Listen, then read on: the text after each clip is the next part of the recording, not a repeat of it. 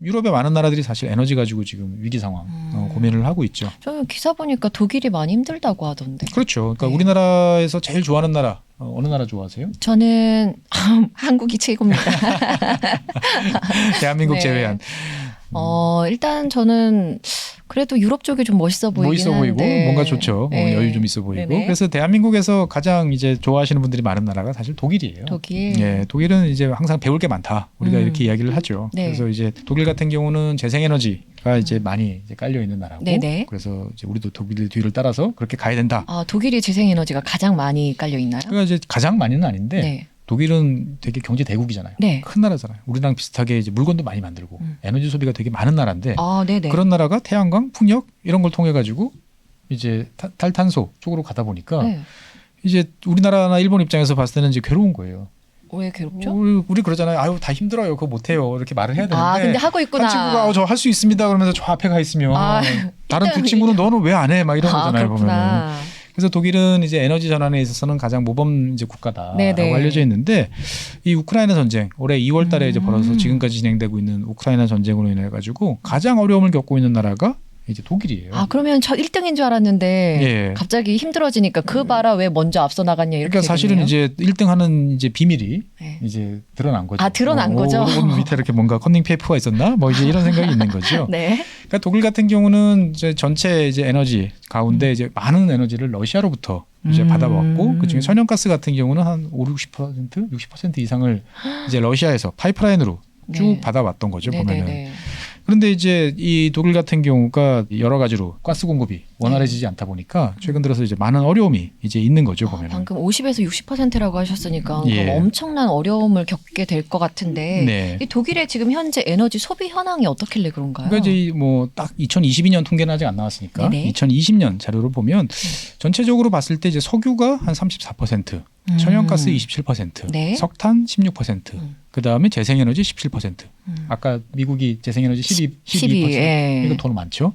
그 다음에 원자력 한 6% 정도 돼요. 네네. 그러니까 이제 전체적으로 봤을 때 재생에너지가 이제 상당히 이제 꽤 많고 특히나 이제 전기를 만드는 우리가 직접 차를 모는 거 말고 네. 전기 만드는 것만 따지면 재생에너지가 46%.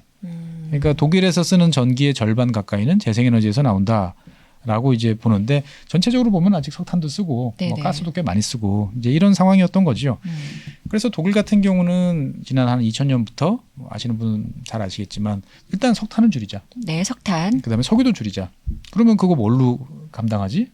재생에너지를 들여와야 되는데 아직 이건 너무 비싸니까 네. 그 사이에 가격도 저렴하고 양도 많고 네. 그다음에 오염물질도 별로 안 나오는 천연가스를 쓰자. 네. 그래서 천연가스를 쓰면서 우리가 이제 석탄을 안 쓰고 그러면서 한 30년 정도에 걸쳐 가지고 네. 재생에너지 비중을 쫙 높이면 2030년 뭐 정도 되면 자연스럽게 넘어가지 않을까라는 네. 게 이제 독일어로 이제 에너기 벤데 이제 에너지 전환이라는 거였는데 이게 이제 그 구상이 전쟁 때문에 지금 완전히 틀어진 거죠. 그러면은 독일에서는 빨리 대체제를 찾으려고 엄청 노력할 것 같은데. 그렇죠. 그러니까 이제 그 우리가 천연가스라는 건 땅에서 가스가 나오면 네. 이거를 이제 수요처까지 가야 되잖아요. 네. 그러면 쓰는 방법은 두 가지예요.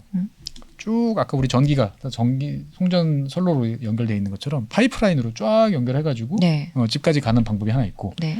바다로 이제 둘러싸여 있는 나라들 같은 경우는 그거를 이제 액화 영하 196도로 해가지고 이제 액화시켜서 LNG라고 이제 들여오는 거죠. 그러니까 우리나라는 우리 집에서 가스 써요, 도시가스 써요 이제 이러면 네. 다 카타르에서 만든 그 천연가스를 이제 액화시켜가지고 실어 와서 다시 이제 파이프라인으로 옮겨 넣는 건데 독일은 그런 거 하나도 없어요. 왜냐면 옆 나라에서 러시아에서 바로 쉽게 싸게 갖고 오니까 그러다 보니까 이제 독일 같은 경우는 뭐 이제 러시아에서 가스가 안 와요 막 이러니까 스페인, 영국 이런 나라들은 이제 다른 나라에서 LNG를 막 도입해서 쓰고 있어요. 근데 독일은 LNG를 갖고 올 시설이 하나도 없는 거예요. 만들 필요가 없었거든요 그 동안에. 그렇구나. 그러면 지금 어떻게 해요? 그러다 보니까 이제 지금 독일 이제 에너지 관계자들은 전 세계를 뒤져가지고 네. LNG 구하기 이제 작전을 지난 몇 달 동안 펼쳤어요. 그래 성공했어요? 그래서 일단 계약서에 다 사인을 했습니다. 네. 원하는 대로 다 이제 돈 주고. 네. 근데 이제 문제는 이거를 갖고 와서 네. 자기네 파이프라인에 연결을 해야 되는데 네. 그 시설이 없다고 그랬잖아요. 네네. 근데 이거를 어떻게 몇 달 만에 지어요? 못 짓죠. 못 짓죠. 네. 그러니까 사람이 이제 급하면 돈을 씁니다. 네. 그래가지고 저 노르웨이나 이런 나라들이 갖고 있는 창고에 있는 이제 배 위에 실려 있는 거대한 플랜트들을 이제 부르는 대로 돈 원하는 대로 줄 테니까 네네. 갖고 와라. 그래서 뭐 함부르크라든지 주요 항구에다가 이제 그런 해상 설비를 갖다 놓고 지금 이제 거기서 가스를 받아가지고 네. 창고를 지금 채워놓고 있는 거죠 보면은. 그러면 또 비용이 올라가겠네요. 그렇죠. 비용이 많이 올라갔죠. 네. 그러니까 LNG랑 이 파이프라인이랑 비교해 보면 한 3배 정도 차이 나요. 아이고. 그러니까 꼼짝없이 가격이 이렇게 뛰는 거죠 보면. 네네네. 아 그러면 타격이 없을 수가 없겠어요. 다행히도 그래도 하늘이 도와서 아직까지는 날씨가 따뜻하다 보니까 네. 그 이제 저장고에 있는 거를 많이 꺼내 쓰지 않아도 돼서 이번 겨울은 잘 넘어갈 것 같은데 네. 이게 이제 가정도 가정이지만 사실 독일이 자랑하는 산업계가 요즘에 큰 타격을 이제 입고 있습니다. 네. 산업계는 근데 왜 타격을 입어요? 그러니까 뭐 전기요금 올라서 뭐 이렇게 생각할 수도 있지만 실제로 이제 독일이 잘하는 산업은 뭐죠? 기계, 자동차, 네. 이런 거잖아요 보면.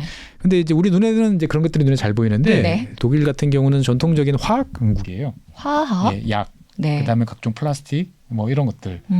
그래서 이러한 이제 비료, 뭐 화학 산업 이런 것들이 되게 발달한 나라인데 사실은 이런 화학 산업들은 대규모로 에너지를 써야 돼요. 네. 근데 독일은 에너지가 거의 안 나는 나라인데 이거 어디서 쓰지? 옆에 러시아에서 갖고 오는 저렴한 그 천연가스로 그런 것들을 조달을 해서 세계에다가 팔아서 네. 돈을 많이 벌었는데 이제는 꼼짝없이 우리랑 똑같이 LNG 써야 되는 거예요. 네네. 그러면은 원가가 갑자기 에너지 부문에서 3배 이상 올라 버리니까 경쟁력이 있을까요? 아이고 너무 힘들 것 같은데요. 그렇죠. 그러다 보니까 독일의 주력 수출 산업인 이제 화학 산업이 여러 가지로 큰 타격을 입고 있고 네. 세계적인 이제 화학 업체인 바스프 같은 경우는 최근 들어서 이제 더 이상 독일에서 사업 못 한다. 이 상황이면. 네. 그래서 이제 사업을 단계적으로 축소하거나 끝내겠다. 해외로 나가 사업하겠다. 에너지 가격이 싼 나라 가서. 네. 그래가지고 이제 독일 되게 충격을 또 빠뜨리기도 했습니다. 고민이 많을 것 같아요. 독일 정부가. 그렇죠. 고민이 많죠. 어떻게 해야 되나? 그럼 어떻게 해야 될까요? 이런 상황이면. 일단 돈을 지금 막 퍼주고 있잖아요. 예. 막. 예. 그러니까 이제 가스를 썼는데 가스를 이제 독일에서 이제 러시아에서 들어오는 가스가 안 들어와. 네. 그러면은 이제 지금 우리가 재생에너지로 가려고 이렇게 했는데 재생에너지로 가는 속도를 좀 늦추고 다시 화석에너지를 어떻게든 뭐 석탄도 다시 좀 떼고 네. 석유도 좀 떼고 해서 일단 이 위기를 넘어갈 때까지는 한 발 물러설까? 아니면 이왕 이제 젖은 몸 그냥 네. 더 빨리 달려갈까? 어느 쪽일 것 같으세요? 그러니까 저는 약간 1등의 자존심을 네. 지키고 싶어할 것 같거든요. 나한테 이 빠꾸는 없다. 빠꾸는 없어. 노빠꾸 정신으로 네네. 그냥 간다. 맞죠. 그래서 독일 같은 경우는 이제 독일 정부가 선언을 했습니다. 이렇게 된 이상 더 빨리 간다. 더 빨리 간다. 더 빨리 간다. 예. 봐라. 우리가 이제 화석 에너지 쓰면은 이렇게 된다고 그랬는데 좀 천천히 가자 그래가지고 여유를 뒀더니 지금 이렇게 된 거 아니냐. 지난 4월달에 발표했어요. 이제 2035년까지 에너지 소비의 100% 재생에너지 간다. 야. 예. 35년이면 이제 몇 년 남았죠? 얼마 안 남았. 10몇 년 남았. 네. 13년 남은 거잖아요. 그런데 2030년까지 전체 전력량의 80%를 달성한다. 이거 약간 도박일 것 같은데요. 어떻게 보세요? 모르겠어요. 어떻게 될지 안 될지는 모르겠는데 일단 독일 사람들은 또 계획 잘 세웁니다. 또 계획 세워놓으면 또 꾸역꾸역 해요. 네. 그래서 일단은 뭐 지켜봐야 될 것 같은데 2030년이라고 그러면 이제 8년 남았어요. 얼마 안 다 갔으니까 남았는데. 이제 뭐 7년 남은 상황인데 네. 과연 갈 수 있을까 모르겠지만 어떻든 간에 이걸 위해서 향후 4년 동안 이제 2천억 유로 이상 우리 돈으로 한 265조? 와. 예. 물론 이제 이것만 가지고는 당장의 문제를 해결 안 되니까 네. 이제 동원할 수 있는 건 다 동원해요. 그래서 이제 석탄 발전소도 이제 문 닫고 있던 거 일단 끄집어내서 쓰고 있고 원래 문 닫기로 했던 원자력 발전소도 이제 마지막까지 남아있던 원자력 발전소가 있었는데 네. 이제 3개가 있는데 이걸 내년 4월까지 이제 계속 연장하자. 네네. 그래서 독일 내부적으로는 아니 내년 4월까지만 연장하지 말고 한 2, 3년 정도 더 쓰면 안 되겠냐. 네. 이런 이야기가 지금 나오고 있어요. 그런데 이제 그 원자력 사업자들은 우리 원자력도 그냥 하늘에서 떨어지는 거 아니잖아요. 거기 안에 우라늄 연료봉 넣고 해야 되는데 네. 재고가 없어요. 그다음에 뭐 관련된 인허가 도장 빨리 찍어줄 것 같지가 않아요. 뭐 이래가지고 사실은 이제 아직까지는 모르겠습니다만 내년 4월까지는 원자력도 계속 가동한다. 이런 상황인 거죠. 그러니까 동원할 수 있는 모든 걸 동원해서 빨리 재생에너지로 넘어가자. 네네. 이게 이제 독일인 거죠 보면은. 일단은 성공만 하면은 엄청 뭔가 자원에 대해서 이런 에너지에 대해서는 좀 걱정을 한시름 놓겠어요. 그렇죠. 되고 나면 이제 독일은 이제 이제는 신경 안 써. 네. 라고 할 텐데 제가 한번 계산을 해보니까 이게 과연 될까 생각이 드는 게 지금도 독일은 이제 태양광도 많고 특히 풍력이 많아요. 풍력. 예, 독일 이제 북쪽에서 이제 북해 이런 데 많은데 네네.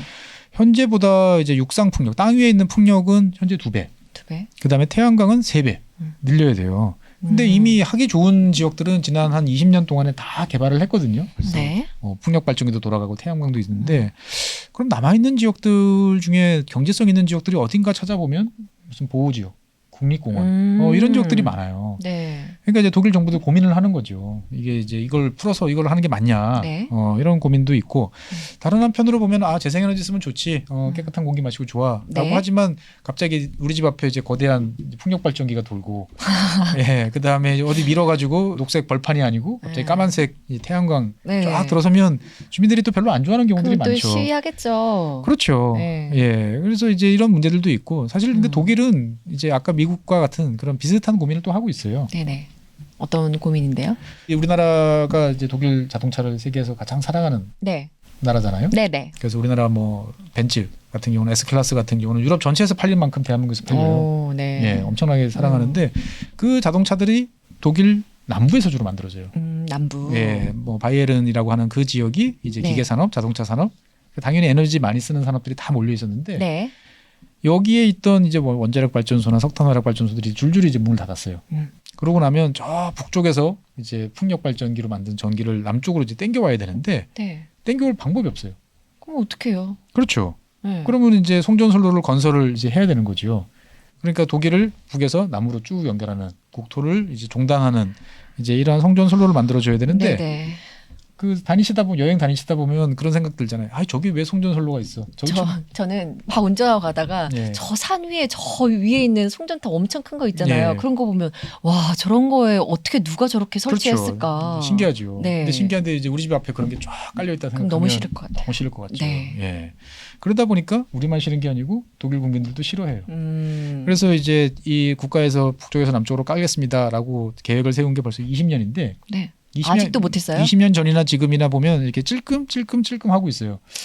제 살아생전에 다 볼 수 있을지 이제 모를 것 같은데. 근데 7년밖에 안 남았고. 예, 그래서 네. 독일답지 않게 뭐 특별법도 많이 만들고 한 번 보상 받았는데 뭐 두 번도 보상해줄게 막 이러는데 아직 잘 안 돼서 사실 풍력 발전은 많이 해도 그거를 이제 갖고 올 방법이 없다 보니까 이제 고민을 많이 하고 있는 거죠.